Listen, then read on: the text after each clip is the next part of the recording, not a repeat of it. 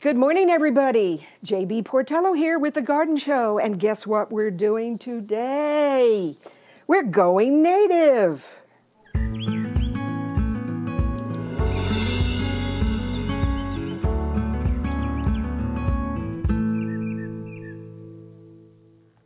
Hey, we're here today, and I am so excited because I met a new friend recently.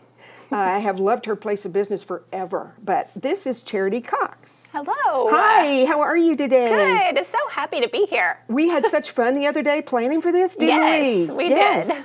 So I'm going to let's talk a little bit. I want to know, let's get the cliff notes on who's Charity. What do you do, and how did you get into all this amazing thing? Well, I am currently the purchasing manager and outreach or education coordinator of the nursery, and I've been doing that for about, COVID. You know how we mark everything with COVID at this point, but around COVID times, that job landed to me, and I was excited to take on getting plants in. I love being a plant pusher. Whoa. So I enjoy telling people about how plants can fit into their landscapes and what they can do for them and their environment and their yards. But I was given the opportunity to take that role. At White River Nursery, mm-hmm. Yes. And I started at White River Nursery. I actually did go look back and make sure I was right, but about 14 going on 15 years ago. And I started as a waterer. Did you? Yes, and I was in one of the hottest summers. Was my first year, and all I did all day was water. And from there, I moved into propagation, into the perennials, and just on and on and on. How you pick up things while you're working, and I always liked plants and nature outside, mm-hmm. Growing up, but I actually don't have a degree in horticulture. You do. Well, now I do. Yes. From experience, Self-taught. right? Yes. But my actual degree training is in recreational therapy, which is actually very similar, right? It is. It is. So I went from medical job experience to starting my own small hobby farm to landing at the nursery. Tell us about your hobby farm. What's that all about? I currently have some very old chickens and some very old goats. Everything comes to my house and it lives very long lives.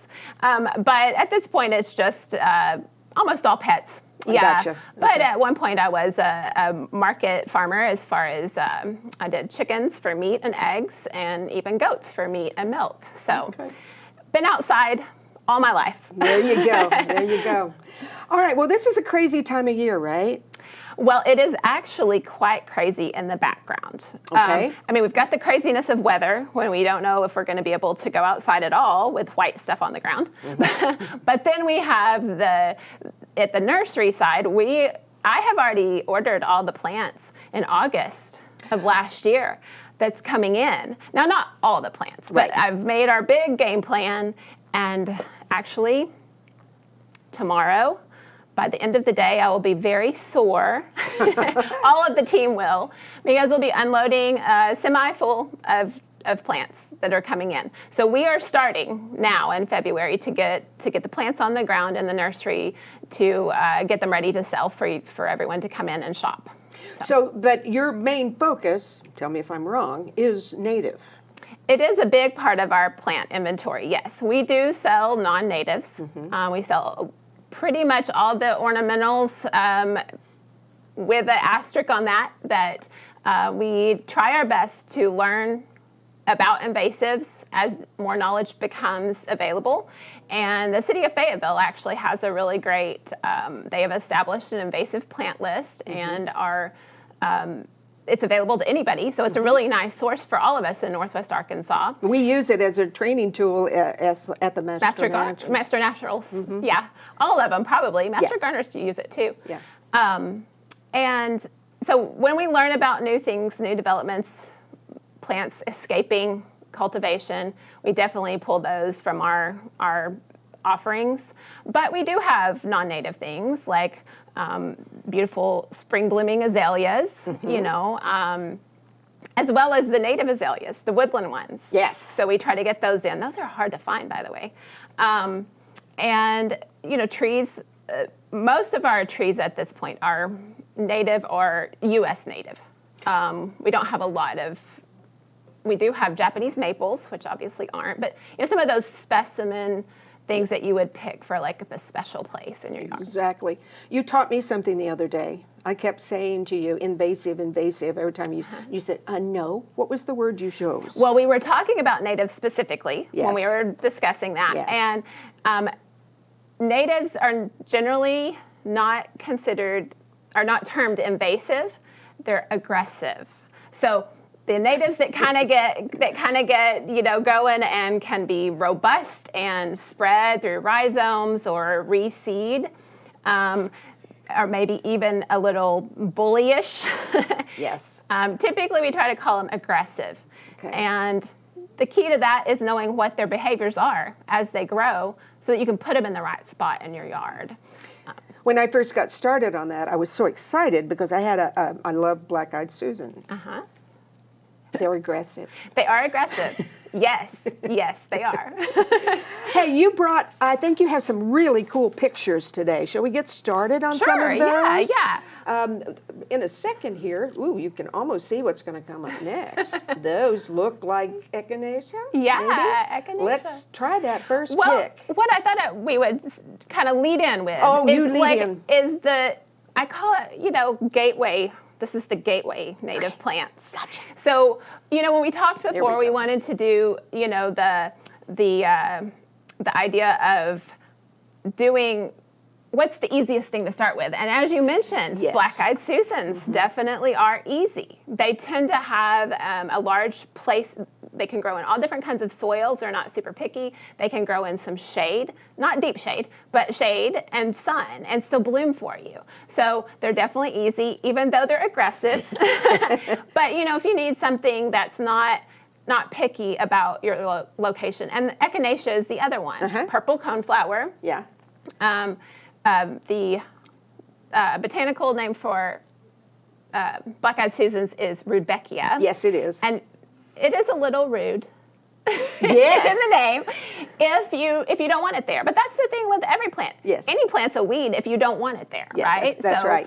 But the cool thing about the echinacea or purple coneflower and the Rudbeckia or black-eyed Susan, sorry, not brown-eyed Susan, you can plop them in a bed and get a flower. Yes. Pretty reliably. Yes. Also, what you get, as you saw on that slide, is you get butterflies. Yes. You'll have let's some. look at the butterflies slide. The Rudbeckia slide there, or Yes. the black-eyed Susan. That monarch, I don't know if you can see it through the TV screen, is a little wrinkly. That's because it had just emerged. Oh, how And I cool. captured it. So its wings were still pumping open, which is really fun. Yeah. But both of those provide nectar for lots of different pollinators. And I know that purple coneflower provides the seeds in the seed head for the finches, the goldfinches, lots of songbirds. So we've got a lot of food source there. And it's a medicinal plant. Oh, yes. And it's just beautiful. Yes. And both of them are great cut flowers for bringing into the house if you want to, keep it going for you inside. So there's a lot to those. And also in the echinacea is the very, very popular milkweed. Yes. The orange milkweed, Yes. which is, I love orange in the landscape. Putting that pop of orange usually helps all the other flowers stand out. And we know milkweed has the biggest banner, the biggest billing of all the plants for the monarchs. And I love it. Both the swamp are common. Common is definitely aggressive. Yes, it is. Or if you can get it started. Right. Yes. And I feel like milkweed is one of those plants that's a little bit more difficult. You want to get the right one for the right place. And I have personally failed many times with swamp. And it just didn't like my locations. But the butterfly milkweed, the orange, has done really well for me in my landscape because it likes it dry. Yes. But everybody kind of hears about milkweed a lot to save the monarchs, and I would like to argue that there's some other really great native plants that also are easy and maybe a little less common, but could be popped in kind of in holes you might have, or, added to create a bed. Well, let's talk about Okay, so that was one of the slides I put in. This is one of my favorite plants. It is mountain mint. Oh, and before you go that. crazy, I know it's aggressive. Oh, no, but I like it. You can see in the picture here, it is frosted over the top. And it has very tiny flowers. So the flowers aren't really for us as much as for the pollinators. There's some bees on that slide that you can see now. And then here's a giant swallowtail from there's your swallowtail. From my yard. It had landed and was nectaring on it. This plant, mountain mint, gets so many pollinators on it, it hums. You can just hear. I've got to go try that. So the frosted one that you see there is clustered mountain mint. There's currently at the nursery, I think it's still true. Anyway, this last season we carried 5 different mountain mints. I ordered the plants. I mentioned that, right? Yeah. So I was like, ooh, a new one. So there's 5 different species. And that's the thing about all native plants and all plants. There is probably a species that's going to do what you need it to do in the landscape. You just have to learn about them. So the clustered mountain mint does sucker under the ground. So it will fill in a space probably about 3 foot wide, and it's close to that tall. So it does take up room. It's weedable, but it will come back. Weedable. But it's weedable. Like you can pull it out and plant something. And I have some other stuff planted around it. But it's just such a delight and also that frosted color that almost feels like snow, which we're not too favorable for right now, probably as a group. But in the summer, when it's so hot, to have that blue frost out there in the garden is really a nice addition in the color scheme. When does it bloom? How long does it bloom? It's going to start blooming in like June. Okay. So it is a warm weather bloomer. And that's, of course, when all of our pollinators are active. All of our insects are out needing that nectar at that time. The other mountain mint that I really enjoy is our next slide. And it actually, the flowers forms. That one? Look very similar, but the plant itself is much more well behaved. It stays in its home. It only gets about 2 foot tall. This is slender mountain mint. And that wasp on there, I forgot to do my homework. I forgot who he is, but it's such a cool one. It's a ground-dwelling wasp, a solitary wasp, and it'll just go, it's a very predatory wasp, so it eats other insects, maybe some of our pests, And so, including some of the insects that will spend their larval time down in the ground, like Japanese beetles. Oh, yes. Yeah, they can eat all of them. Bring them on. Right, I know. So the slender mountain mint is another option. And again, like I said, we had 5. We had clustered hairy, smoky mountain mint, slender mountain mint, and Virginia mountain mint, all at the nursery this last year. And within all that, I bet I can help you find one that fits. I bet you can. So tell us about sun. That is actually, both of those that we had pictures of can do part sun. I wouldn't go deep shade, but I have one that has a tree to the south, and it does totally fine. So in the day, it's getting hit with some sun, so it does get enough to feel good and stay upright, but it is not struggling with a fair amount of shade, which is wonderful. So what else you got going on? Well, and some of the other ones, I know that you know about this one too. It's like we already know all this stuff, right? Like, and it was so fun. But we're helping these folks. I know. So the purple coneflower and the black-eyed Susan we talked about, everybody's seen them. They probably kind of know what they are. Mountain mint is a new one. And then Monarda or bee balm. Oh, my very favorite. Yes. I especially like the red one. Yes, Jacob Klein is one of the red ones. They've developed so many bee balms now on the growing market, with the colors from red to pink to purples and like lavenders to whites.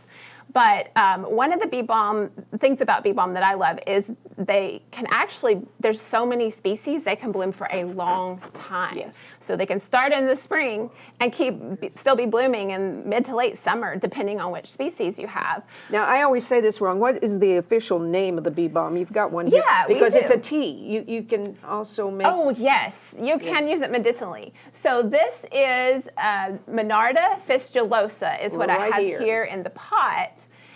which is about a 3-foot tall plant. It has a soft lavender bloom. They have a very distinct bloom. Cool thing, hummingbirds love them. Because of the tubular flowers, they can come and visit and drink from them.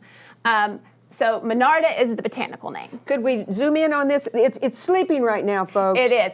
All of these plants came from the unheated greenhouse, which is important for natives. Actually, we want them to be acclimated to the world they have to live in, which is our ground. There we go. We kind of see it. Yeah, it's here. It does look a little flat. We were talking about that earlier, and it's just the cold. But the nice thing about it does tend to keep basal leaves, those lower ground leaves, in your landscape all winter. Yeah. Which is really nice, so you know there's a plant there. That's it. We're going to take a quick break, and we'll be back, because you know what? I think we could talk for about 6 hours. Oh, yeah. But we easy. only have 30 minutes. Yeah. So, okay. All right. We'll be right back. Okay, we're back. All right. Where were we? We were on Bee Balm, I think. We were on Bee Balm, and I just want to show off that slide that was next, if you've got it ready. It's a couple of different bee balms. There was Washita bee balm in that picture and lemon bee balm. And you can see the purple and the white. The white is actually bee balm. And that is in my yard. And you can see them growing, just like blooming profusely. And I just get so many visitors. It's so fun to sit and watch all the pollinators, flies, bees, wasps, butterflies, all of them. That's right. That's awesome. That's what it's actually about, is all of those pollinators. Because we need those insects in our yards. We need the insects, okay? Insects eat plants. Sometimes our yards cannot be perfect. That's right. And we need to embrace that. That's right. So I think that is something we all have to start thinking about. When we want the pollinators, we want them to eat the plants. Because if they're not eating the plants, then nobody's eating them. That's right. And then when we have bugs, we have birds to sing songs. And when we have bugs, we have frogs and turtles and all of these smaller mammals and reptiles that are visiting us that are part of our food chain in our native environment. You are such a naturalist. Are you part of our organization? I'm not. We probably should make you an honorary, I think. It's so fun, though. Yeah. All right, we need to hustle a little bit. Yes, we're going to have to hustle. So, real quick, there's another one aster on the slideshow. This is gorgeous. That is an aster. That's Radon's favorite aster. Oh, I love those in the fall. That's bringing us into the fall. Yes. Yeah. So that gives the late pollen source, or nectar and pollen sources for the butterflies. So another one that we try to talk about that a lot. I feel like I talk about it all the time, but it might not be as well known, and it is just gorgeous. That one is over 3 foot tall. It's not aggressive because it doesn't go anywhere else, but it is a big plant. Yes. You could almost treat it like a shrub in your landscape. Yes. Maybe by your front gate. Oh, I just showed her some ideas I had to redo my front house. Oh, I'm coming to see you. Yes. So, excuse me. One of the other slides I had put in was to mention grasses. Uh-oh. It's okay. Was to mention grasses. And grasses are very important for a lot of our native bugs, bees, and birds. We have some grasses behind us here this is a switchgrass, and we've got some grama grass, which are shorties. So basically there's a native grass that could fit any spot. Again, got to know which one. But these grasses do wonderful at giving us, I know they look dead, right? But they give us winter interest. So on the next photo I sent in. Right? Yeah, that's my yard. Well, not now because it's melted, but just a few days ago. And that's actually broom sedge, which you see in fields. But this is my native prairie area that I've designated in my yard. And so it has that structure, and grass gives movement in the wind. I like to watch it in the wind, yes. And so we often think of grass as something to mow, but our native grasses provide seeds, coverage, hollow stems for insects to overwinter in. So all these things, again, give us bugs, so we can have birds, so we can have all the other creatures around. So do you cut this back in the spring? Yes, probably about mid-February to the 1st of March. You can cut it anywhere from 3 to 6 inches, and the new blades will push up. Okay. And Now, if you're going for a native garden, like you want to leave it so that the hollow stems are still housing those insects until they can emerge. We want it to get well above freezing for those native insects to come out. And so if you do want to clean it up and make it tidy, don't grind it up because they're still in there sleeping. Oh my goodness. Just cut them, make a pile somewhere in your yard. It's kind of that leave the leaves thing. A lot of people have heard that and it rolls off the tongue. But leave the leaves doesn't mean you have to leave them right where they're at. Just don't grind them. You could almost make it a little art Definitely. thing. Or if you don't like that look, put them in the back corner someplace that is not in your line of sight and just let it stay because those insects will still emerge and it gives them the opportunity to do that. So, Okay. All right. yeah. Wow. All right. What else we got going here? Well, some great resources. One thing that we have at the nursery, that is also Slender Mountain Mint. Okay. Sorry, I forgot I had that in there. Slender Mountain Mint is the one that you saw with the big black wasp thing on it. That's it in the winter. And I know it looks dead, but I think it's ornamental. It's lacy almost. So I wanted to keep that in there. Yeah. One of the things that we do at the nursery, or one line of plants that we have, is American Beauties, and we've got the sign here. Yeah. Let's grab it? actually hold Hold it up. Hold it real still. Okay. So that we can zoom in on it a little Yeah. bit. We've got the web address down there on the bottom of this sign. But American Beauties Native Plants is a line that has been developed by, some growers to do straight native plants, which is a whole nother episode, okay? We'll do Yes, that. okay. But that pot by you, JB, has the logo on it. I just wanted everybody to see the color of the pot. They have branded the pot. Zoom in right here on this label. Which at the nursery, at White River Nursery, it's going to give you an eye-catching way to walk up to a native plant. Yeah. So it's a really great program. And we do carry them. I think we might be zoom right only- in so we can see that label so There it people can is. watch for it. There Yeah. you go. I think we're one of just a couple of garden centers in Arkansas that carry them. So it's really a nice way, and you can see the big tag there. Yes. JB, it has a lot of information on it. Safe for pollinators. Yes, and when you go into the nursery, you can look at that tag and find out more about it. One thing that American Beauties is doing is on the tag this year, they're coming out with pollinator stories. Oh, what So fun. you can come in and read, how tall is it going to get? Does it need sun? Does it need water? When does it bloom? Those are all great things that most plant tags have on them, and they can help you when you're shopping at any garden center. But American Beauties is going to do a QR code, so you can scan it with your phone, and you can find out who that's going to serve.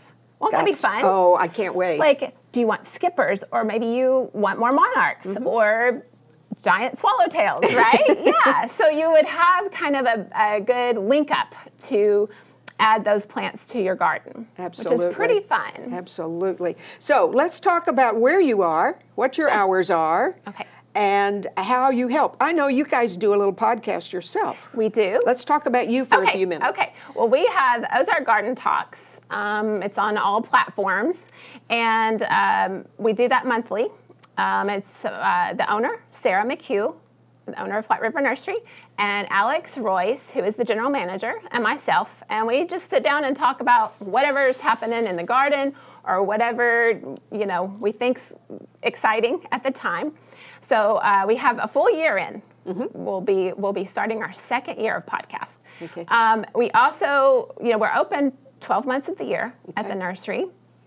Where are you? We are on 5635 East Huntsville Road, not lane, Right. in Fayetteville, Arkansas. It's a little drive from up here in Bella Vista, but if the garden club wants to come, just come on down and have a day of it. Well, and you give discounts for... Yes, we have discount in our system. Once you come in as a customer, we can mark you as a part of the garden club, our garden club.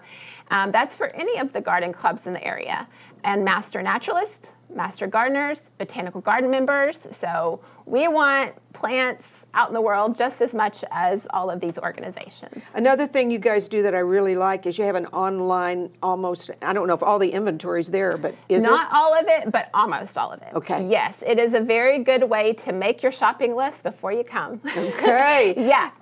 We've talked about flowers and things like that. You know, I really am just as much about your herbs and your veggies Yeah, and things sure. like that. So you have all of that as well. We do. We carry all the annuals, so like bedding plants, petunias, lantana, great for butterflies. So we'll have all those coming in when it gets warm. And then the vegetable starts actually should be coming in the next 2 weeks, really. You know something that I discovered at your location that I haven't seen in a while. Please tell me you're going to have these. The little cucumbers that look like lemons. We have carried those as seeds. I don't know if we had those as starts last year. No, Did you probably didn't last Yeah. year because I couldn't find them. But Yeah. before you did, and I love those. Those are really fun. Yes. Those are really fun for kids too. Well, okay. I like them. And they're tasty. Yes, they are delicious. Wow. You know, again, we could talk forever, but yeah. let's one more time say where you are. Okay. And your hours and who you are. Let's make sure everybody understands. Okay, yeah. So White River Nursery is a garden center down south of Fayetteville a little bit, in Fayetteville City On the limits. way to Elkins, actually. Yeah, it's on the way to Elkins, if you know that area. It's 5635 East Huntsville Road in Fayetteville. And we are open, currently we're on our winter hours, so we're 8 to 4, Monday through Saturday. But as soon as spring hits, we'll be open 7 days a week. Our short hours are Sundays, but we're still there. So you can pretty much come all the time. Yeah. And we do have our online platform where you can email me by that contact form if you have some questions about plants in specific or anything really. I'll answer them best I can. Yeah. And let's see, we have Facebook, we have Instagram. We have a TikTok. I don't do that. But You have TikTok? We do. I'm on it a lot. My face is on it, but don't even have it. Okay. And then, of course, our website, which is whiterivernursery.com. And those, you can pretty much reach us anyway. Hey, so what I'm encouraging everybody to do is to go visit. And, you might want to wait a little while until it really starts. All the pretty new things come out. But mention that you saw Charity today. And that you saw it on the TV show, because we'd like to make sure that we're doing this program and people are watching. Yes. Yeah, wouldn't that be nice? Oh, yes. That would be wonderful. We just have a few minutes here, but I was remiss at the beginning. I got so excited about talking about natives that I want everybody to remember that this garden show is sponsored by the Benton County Master Gardeners and the Bella Vista Garden Club. And you give discounts to both of those two people, yeah. Right? And I see a push, even in the garden club, of natives. Everybody's thinking more about that. Do you still have the little signs that say Arkansas natives in some of your plants? Yeah, we have it designated on some of the plant signs. Yeah.